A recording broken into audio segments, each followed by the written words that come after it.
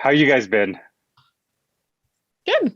Yeah. Yeah, I think we're good. I think so. It's been a bit wild, but good. It's like I changed occupations, right? Like almost like Yeah. careers completely. So I'm in a state of like, expected chaos. Mhm. Oh, Trying to my figure goodness. New things. new things, new incomes, new occupation, like new career, really, right? In a lot of ways. And I ended up taking on like the things I'm doing are startups. They're like my own business, a couple of other things that are startups as well. So everything is in the like setting values stage and trying to figure out, how do you manage all of those things together? It's true. So, And startup's not easy. We all know that.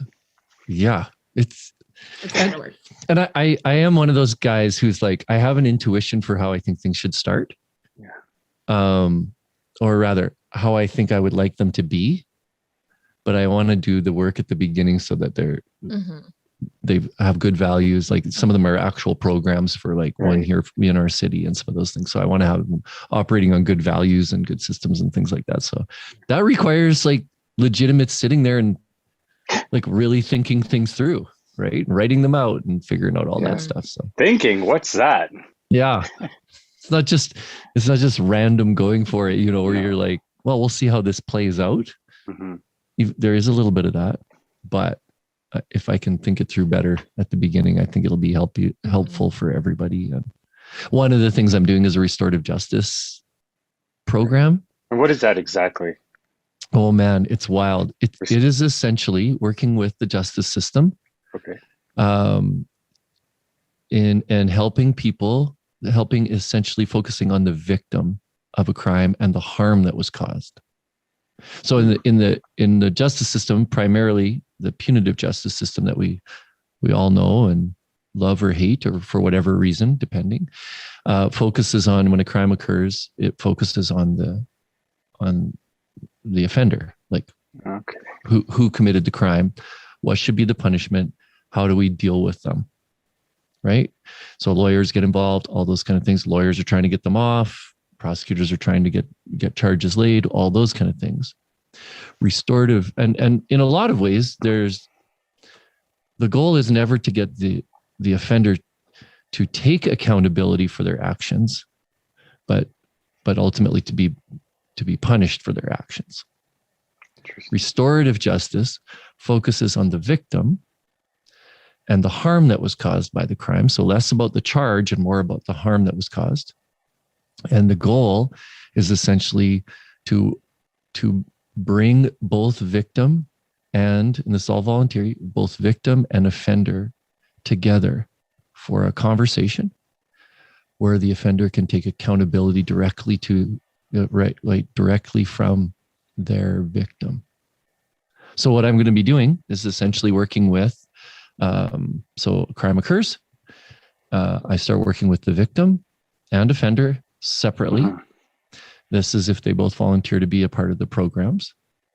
I'm helping the victims understand the harm that was caused to them so that they can articulate that. And I'm helping the offender to understand, recognize, and take accountability for the harm that was caused. Then you bring them together in what they call a circle conversation. That's one of the ways that you're doing it. So they can have a restored, in a sense, that's the restoration part of it. It's called a healing circle or a peace circle is one of the tools that gets used. And then once you've filled in each of those stories, I'm new to this, so I'm even rough on my elevator pitch here. But then collectively that group of people determines the restitution. So what it should be the punishment. So it's not easier. It's certainly not easier on an offender, right? It's like because they are essentially saying, I did this and I'm willing to take accountability for it, and I'm willing to sit in front of my victim and hear the harm that I caused. And then collectively, we're going to talk about, okay, is there community services hours? Is there restitution into like financial restitution that needs to take place? Is there time, like jail time?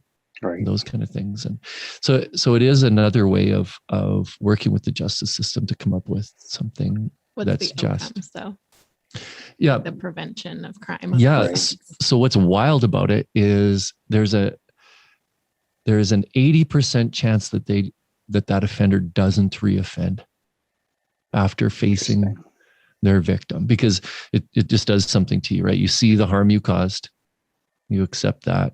And yeah, statistically, it's 80% of them don't reoffend. Wow. And the victim also. Yeah. And then on the victim side, depending on what harm was caused, because the punitive justice system is set up to deal with the offender, the victims often end up being kind of lost in the shuffle. And so in a lot of ways, that grows all kinds of other issues like resentment. And so, right, victim, whatever, somebody breaks into your house. I'm legitimately just throwing out an example. Somebody breaks into your house. If you just imagine, like we could do it right now, like what do you suppose if somebody broke into your house today? Well, the charge would be breaking and entering. But what harm do you think would be caused? Trauma, PTSD, anxiety, Yeah. Paranoia.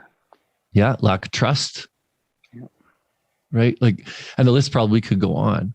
So statistically, if you don't have some way of working that through, so whether you go to a counselor, you start dealing with, you've got solid friends that give you good advice about how to deal with your frustration, your anger, all those kind of things. And what happens then if a guy breaks into your house, you're doing all that happens to you, all that harm is caused, and they get off on a technicality, which is legitimately the lawyer's job. It's interesting though, because the victim will not go out and get resentful and rob someone else or break and enter. But what's going to happen is they might rob the joy of their families and loved ones through paranoia, through trauma, through anxiety. Yeah. And that causes stress and strain in a friendship. And actually, Zach, you'll be shocked to hear this, but in breaking and entering cases, anger and resentment are something that definitely grows. And there's a high chance that those people will act out violently in some way in the next 5 years. Wow. Road rage, domestic violence, those kind of things, because they don't have anywhere, they haven't dealt properly with their anger and with the trauma of the event. So legitimately, a victim can actually become a higher risk when they haven't been walked through a healthy process of healing. Right. And so that's one of your jobs. That's one of my jobs. I'm legitimately learning all about that. I'm taking classes. I'm doing a whole bunch of things like that. I have to write that program, and then we have to get it going. And I'm actually hoping for some simple cases right off the bat, like maybe just a graffiti on somebody's fence would be great. That'd be an easy one compared to a breaking and entering or something worse. But in Canada, restorative justice has been around for about 30 years. It just hasn't. It's an interesting thing. This is my observation working with people for so long. We have come to understand that justice means punishment. So if we get justice, it means somebody got punished. But the actual word justice means to make right. And so if we think punishing another person makes it right, well, ask a victim how they feel about that. Does it make it right for them? Because my observation of what I've learned over the years is that victims don't walk away from that feeling like everything has been made right. It's true. And a lot of them, in fact, go away resentful that the charge wasn't as harsh as they wish it would have been, or whatever, right? And so restorative justice is not light on crime in any way. In fact, it's a harder process for the offender to do the work of facing their victims and to take accountability for their actions. Now, how hard would it be for an offender to feel convinced to go ahead and say, let me face my victim? Yeah. So here's what's interesting. I think it'd be incredibly hard. The way I'll find myself selling this, I think, to offenders is the freedom of conscience. Like I know some people who have been charged with different things, you know, and many of them are trapped in their own minds by the things and the harm that they've caused. And I do think that is one of those things where, you know, seeking forgiveness and in a grown-up sort of a responsible way is important. Now, tell me this: when people are trapped in their own minds and finding a way to seek forgiveness, how have you seen people deal with it, and how have you personally dealt with it? And Tara as well for yourself. Tara. Tara. Yeah. Okay, I got lots to say about that. You want to go first? No, I need to think. You got to think. Okay. Well, in my previous occupation, I was a pastor. We talked a lot about forgiveness. Sometimes I talked about forgiveness with God and all that kind of stuff. Right. But a lot of what I talked about was more about how do we forgive others around us. And I listened. I think that forgiveness, this is my definition of forgiveness. Forgiveness is accepting the burden that somebody else has placed on you.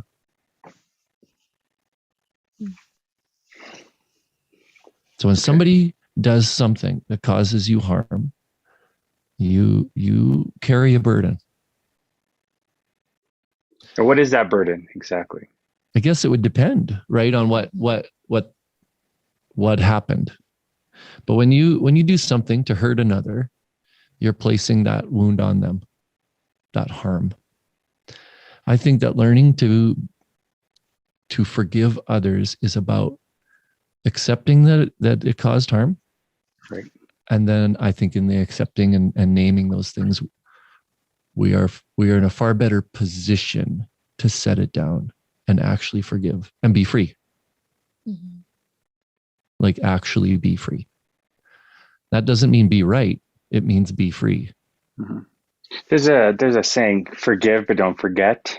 Mm-hmm. Mm-hmm. Where's the line there? I think forgetting takes time. Yeah. And I think that there are some things, depending on your personality, and we could talk Enneagram on that one, but I think some people are able to actually forgive and forget quicker than others. Mm-hmm. And I also think sometimes, like, our experiences in life, both good and bad, are our teachers. They teach us. So I think you can legitimately forgive somebody and let it go. Well, I'm not so sure forgetting is the right thing. Yeah. Like, could you let go of the resentment, the pain, and the hurt, like the emotional part? But I think forgetting is to just like set yourself up to have it potentially happen again. Or not learn from it potentially too. Like carrying that with you. There's a line of naivety right there. Mm-hmm. Mm-hmm. Yeah. It's interesting. And if we see each of our experiences in life as opportunities to grow, like if that's what we're legitimately doing, I hope we are. Mm-hmm. Where does someone seek and find forgiveness within themselves, their mind? Boy. Forgiving yourself? Is that what you're asking? Yeah. How do you forgive yourself? What is a way that people can be gentler, kinder, softer with themselves? Oh boy. I think the Enneagram would be a helpful tool with that because it. Yeah, that's one of my other jobs. Yeah, it is. But it provides so much self-compassion. That's what I think you need to, it's a practice of self-compassion. I would guess that's what I've needed. So, yeah. And I think you're 100% right. I think that mostly like self-awareness work and use of the Enneagram as a tool for growth is about understanding the way that you are made, the way that you see, and accepting that. Now, it doesn't mean not trying to change anything in that or grow in that. It's just to say, okay, I am a human who was made like this. So how can I learn to be more aware of my blinders, of the places, you put the blinder up on the horses, right? And I think we all live with a certain degree of blinders on. Mm-hmm. And the problem is because there are blind spots, we don't see them. Ignorance is bliss, isn't it? Yeah. Yeah. So it requires practice, and it takes time. And then you get married, and then you don't need blinders anymore. Your spouse will point it out for you or whatever. They'll be very clear about your blind spots. Yeah. But or you have kids, which is Mhm. another way of like really having all of your like insecurities and inconsistencies, just teach a teenager to drive sometime, and you'll find out all the ways that you're not a very good driver anymore. Or make the toast run for your toddler. Yeah, Yes. I do that daily. Exactly. I'm told very clearly how wrong I am at that. So I would say this, though. I would say part of growth, and I've learned this in my own life, is being able to slow down enough and to be compassionate towards myself and go, okay, Evan, what are you missing here? Mm. What am I not seeing? And sometimes that requires, you get a counselor, you get a coach, you get a friend that will actually tell you the truth. Mm-hmm. And you work through some of those kinds of things. But I think that the reality is you always need to slow down a bit. You need to take the time out of the day and legitimately, whatever it is, whether it's go for a walk, meditate, journal. Right. Like there's a lot of different practices you can do, but it is about slowing yourself down so you can focus your mind to pay attention to these things. Like, and a willingness to be vulnerable in those moments and with others. Like I hate vulnerability. Self-compassion and vulnerability are pretty much required for that work. We hear about that word a lot, though, vulnerability and being vulnerable, being open. It's a blessing. Yet people are afraid. They're afraid to speak their voice, share their story, because it's the fear of judgment. Maybe my employer or someone, a potential client, might see this and might think I'm quote unquote fucked up. Yeah. Yeah. And will not work with me or will not hire me. And, I might not find the love of my life because I am this way. Now, this dialogue that we tell ourselves, how does someone open that box? And I know we've talked about this on the Unpacked podcast, your guys' podcast, where there's that shadow, and how do we face it and slowly go through things and say, let's overcome this gently. Yeah. Okay. So there's something that came to mind while you were talking. So it's like, I think there's a difference between vulnerability and transparency. Oh, good. I'm glad you're going to. Oh, I like that. Okay. So the way I would just describe it, right, is like, it's like, even as a pastor, I always used to get these pastoral reviews and people say, oh, you're so vulnerable. Thank you so much for being so vulnerable up there and all these kind of things. And it was a funny thing when I realized, I was like, no, I'm not being vulnerable. I'm being transparent. And here's the way I would say it. Being transparent is about allowing people to see the real you. It's a good thing. I don't think it's a bad thing. Mm-hmm. Choosing to be vulnerable is about allowing people into your story, into speaking into your life and being a part of even the healing part of what that looks like. Like, so I can say, well, I'm completely fucked up. Mm-hmm. And that's transparent. Mm-hmm. It's another thing to say, hey, Tara, I'm totally screwed up here. I need you to like help me to figure out these things in my life and walk alongside of me and see how really weak I am. Because I always used to, this is what I always used to do. Before I would get up and talk, I already had it figured out in my head. I knew what I like. Right. So I would give this heartfelt story about some time I'd messed up in my life, and people go, oh man, that's so vulnerable. I'm like, oh no, that's a past story. Mm-hmm. I'm not inviting you into my present moment here of vulnerability. I'm telling you about something I learned like a long time ago. Does that make sense? Great way to look at it. That totally makes sense. Yeah. So vulnerability is inviting people into the here and now, the present moment. Where it's not figured out. Yeah, where it's a shitstorm, or it's a dumpster fire going on, right? Like things are on fire. So I think most oftentimes people are transparent out there, and the vulnerability aspect is who you got in your corner, I guess. Yeah. Say it like that. Who's in your corner? Who's really got your back through the shits? Mm-hmm. Right? And also is willing to just accept you as you are and remind you who you are. They're not going to try and fix you in it. Because if you, I don't know if you had those experiences where you've shared with someone and then all of a sudden they have a ton of great advice or the way to just like clean up that mess real quick and they're ready to walk, just like rush past that. Yeah. And that's not really what you need in those moments. Well, Good Lord, that's Tara, hands down. Sorry, go ahead. Go ahead. Well, it's almost like drinking, right? You got to say, okay, I'm done drinking. You had to make that decision, or I had to make that decision instead of everyone else saying, hey, I think you drink a little too much. Just stop. Just stop. Yeah. Hey, thanks tips on that, but this is a me demon I had to face. Yeah, and I wonder too, like both you guys are communications people. Yeah. So, and I'm not going to harp on social media so much, but what we're seeing on social media is transparency. Right. But we're calling it vulnerability. Mm-hmm. So you share, okay, I got this alcohol problem. Mm-hmm. And it was beautiful. Like the other night that you did that, it was a transparent moment, but you didn't invite people in to help you solve or work through, right? Alcoholism, that would be vulnerable. And you probably did that. Yeah, I'm not online. Not online, but like I mentioned in the Unpacked podcast, your guys' podcast, I have certain angels around me, which were individuals that out of the blue from all over Alberta came and guided me and helped me. And those were the individuals that in the late nights that I spoke with and helped me. And those were the people I was vulnerable with.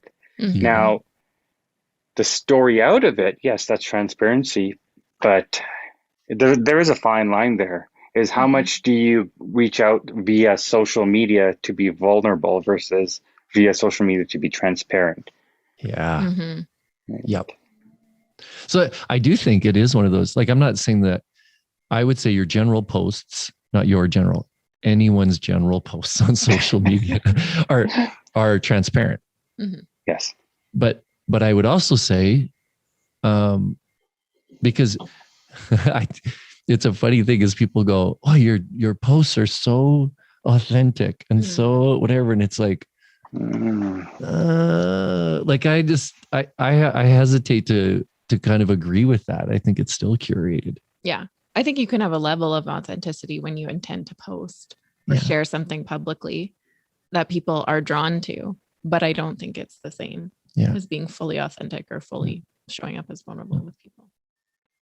Well, I think we all have that grown-up voice and we have the real voice. The Japanese actually say that we as human beings have three masks. The one that's public, one that's with our friends and family, and one that's truly who we are alone. And I do believe that. Yeah. I love that. Yeah, that's cool. I always used to about like, who are you when no one's looking? Yeah. Right. And I do think that is one of those moments where it's like, if you don't, where you practice compassion on yourself, because this is my theory. If you don't do the work of learning to be compassionate towards yourself, then it seems to me that any compassion you give out to others is fake, because you don't know how to give it out. You don't even know what it is. Like, it might look like compassion, but it seems to me you can only give away what you have. Tara, Evan, what is compassion to you guys? Oh, well, you just went on a whole I know I brought up the word. Now I have to describe what it is. Yeah, you should have to be the one to do it. Because everyone describes it differently and everyone feels it differently. So yeah, in a lot of ways, I would say compassion is about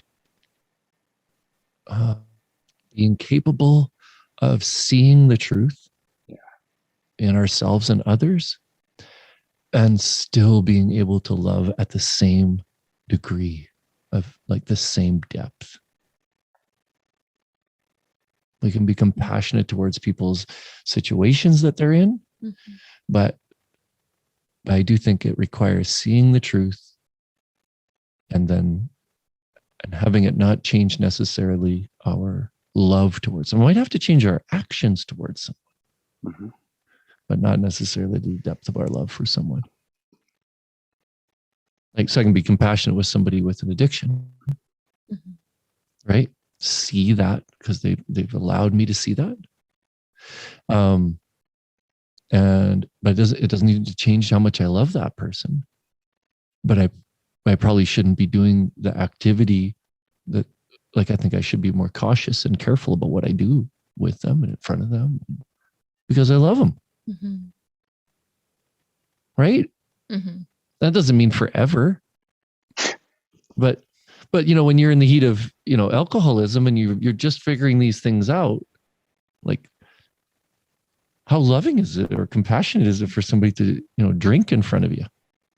Because well, we've heard your story, and you have a unique story in the way that you went through that. But so, in even other people's cases, maybe. Absolutely, the majority of individuals. Mm-hmm. Mm-hmm. Yeah, even to just be considerate of those things. Yeah. What do you think? You know lots about compassion. You work with me. Yeah.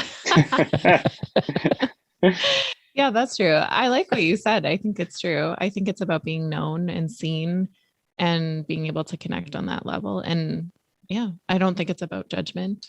Mm-hmm. It's about seeing someone's heart and seeing your own heart in that too. So being able to find that place where you could connect to see, oh, I could find myself in that position as well. Mm-hmm. Like I'm not better. I could be there too. Yeah. So any action you've taken or any thought you've had or anything you've done, I could find myself in the same position. So how would I want you to lovingly respond to me? And then to be able to turn that around on myself too. Yeah. You bring up social media, Evan. There's good and bad to it. Mm-hmm. Judgment, feeling like you're not enough because XYZ is doing this and living their best life. And here I am doing laundry. Yeah. There's a few.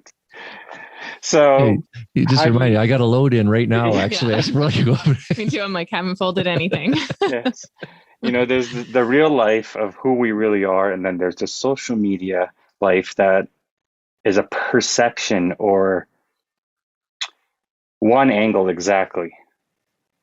Mm-hmm. How does someone figure out that they are comfortable being them and not being that fake individual out there? Okay, so I think part of it is slowing down. Mm-hmm. Like, I actually think the practice of slowing down helps you to see yourself differently. But we need content. We need to post. Yeah, yeah. And hey, don't get me wrong. Like the lifelong dream is to have a video of mine go viral. Okay, so and I don't care if it's for doing some stupid shit. I just wanted to go viral. But and who doesn't like when you're real? If ever Instagram changes their rules and reels actually start getting watched again, like that, or you get to see how many people are watching. Yeah. I want all that. I want all of it. But it is fake. It's as fake as the backdrop behind me here. Like, I know that people can't see us here, but it's like we're literally in a cement basement with a nice backdrop behind which us. I absolutely fake. Love. You said that, right? That last podcast, you're like, oh man, I love what room are you in? Show us the rest of the room. I'm like, well, here's the studs on the ceiling that you can see and the cement walls everywhere else. It is fake.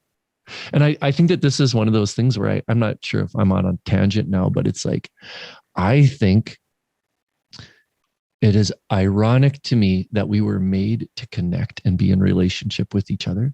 I don't think it matters what God, or if you don't even believe in a God. I think we all have a strong urge to feel a deep connection to others. Mm-hmm.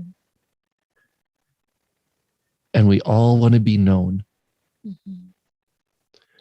Even the ones that say stuff. Even the ones that say that they don't want to be known, they're like, I just want to be in the background. I'm not about being known. See, oh man, maybe that's my Enneagram type number or whatever, but I find that hard to believe. I think we all do want to be known. Like, I'm someone who likes working behind the scenes, but I still want to be known. I just don't necessarily want to be known from the front of the room on a stage. Yeah. And that doesn't excite me. But an individual conversation like this, like, right. Yeah. I definitely would agree that it's like, to different degrees and different ways people want to be known. But because we post what we what we want people to see, I think we often find ourselves lonely. Even like in person though, like it doesn't just have to be social media. Absolutely. Yeah. Like we can show up to things and very easily like put on the masks, like you said, even though you want to be known. It's just so scary, vulnerable sometimes. Because what if you're, we all have different things, but I would be thinking like, I don't want to be rejected. I want you to love me. So I'll curate a way for you to love me. So you almost start emulating what's in the room, and you start kind of mirroring some of the steps or what those movements that individuals are doing or how they're interacting. You start doing that. So do you lose your identity of who you exactly are? You can, but I also don't think you get to be loved to the depth that you desire. That's one thing I realized through the pandemic, obviously getting sober and then creating the podcast. It's okay to be you, and it's nice. It's and the people that don't vibe with you, that's okay. It's no hate, no harm, nothing. Just it's all good. Yeah. Yeah. Obviously, there are times that you want it to work out, but right, we're humans. Yeah. Like I definitely would say, like, I know somebody who just did had a job interview on Monday, and one of the things I had said to him before, and he was obviously freaking out, nervous, right? Am I going to perform? Am I going to do well? Are they going to see the best parts of me and all those kind of things? And one of the things I said to him was like, hey, I know this maybe sounds like terrible advice for doing an interview, but it's like, you probably should be yourself. Because on your first day of work, at least by your third Monday of your work, you're going to be yourself. Yeah. So maybe start there. And if this is a job for you, then it's going to work. But and you can go. But how much of us are we, or ourselves are we? Because for generations, even before social media, we all have that business voice. Yeah, we do. I mean, as a pastor, I'm sure you had a voice when you're speaking, and then one-on-one, it's a different voice. No, you're absolutely right. No, it's his pastor voice for sure. But are you fake? Make it sound sexy. Exactly. My sexy pastor's voice. There, make sure you keep that in. That's a good one. Definitely need that. No, I think that was always the biggest challenge of being a pastor, was that, and especially inside the context of the religious world, where people have expectations of what a pastor is supposed to be like, and some other occupations are just like that. There is a temptation to live that way, to be that. What's a pastor and what's a priest? Well, they're essentially the same thing. A priest is working for typically the Catholic or Anglicans, and the pastors are more like Protestant, like different evangelical, different denominations that way. But essentially they're the same. So although the Catholic priests have different rules around marriage, all those kind of things, whereas Protestant pastors are married, have kids, all those kind of things. Interesting. Okay. They drink. Some do. Some do. I don't know what you're talking about. Yeah. Exactly. But I'll tell you this though, one of the greatest challenges for me as a pastor was to be myself. And I had good days and bad days, but mostly I was myself throughout the 28 years of being a pastor. And there were people who left our church because I was being myself. And it hurt. It was hard. It was definitely hard. But at the end of the day, it's like, well, what do you want? You want me to be a fake person? Because I'm the leader of an organization that's trying to call out the authenticity of its people. Because if we don't find out, if we're not authentic, oh man, you're going to get me out of soapbox. If we aren't willing to look at ourselves in the light of truth, whatever that is, if you're a liar, if you're whatever, it's like, if you're not willing to look at yourself in the light of truth, then you should not expect to be a growing person. And if you're not a growing person in your faith, it's not faith. It's legitimately religion. And I'm not a huge fan of religion. That's one of those kind of funny things that, people always, somebody asked me just the other day, so are you not going to be religious anymore? She asked me this. I was like, Oh, I was never really religious. Yeah. I was a terrible religious person. Would religious be more morals and faith be more values? Well, a religion is something you do regularly. You can religiously brush your teeth. Mm-hmm. Right? Highly advised. Yeah. Yeah. So yeah, highly advised. Yeah, especially if you're in junior high and you like to find a, girlfriend, boyfriend. This is what I would say. Religion is the system of knowing God. It is not God. Mm-hmm. So your religion is your system of knowing God. It comes with the rules and presuppositions that are required for you to be a part of that community, whether that's you go to church on Sunday, you go to mosque, or you go to like wherever it is that you go. That is your religion, but it is not your God. It's the system, and it's a broken system because it was created by man. Mm-hmm. So the way that I used to talk about, boy, we're really getting into religion now. What we really should be seeking is the heart of God. Mm-hmm. And if we could seek the heart of God more and not what we have come to believe is the agenda of God, I think we'd have a whole lot more inclusive, open faith communities. Mm-hmm. And I say that plurally, and I think that would be good for the world. And look at this beautiful life we all have, this being mm-hmm. of species and creatures and nature. And there's so much. This thing just happened. There's something greater than all of us, I believe, out there. Mm-hmm. Yeah.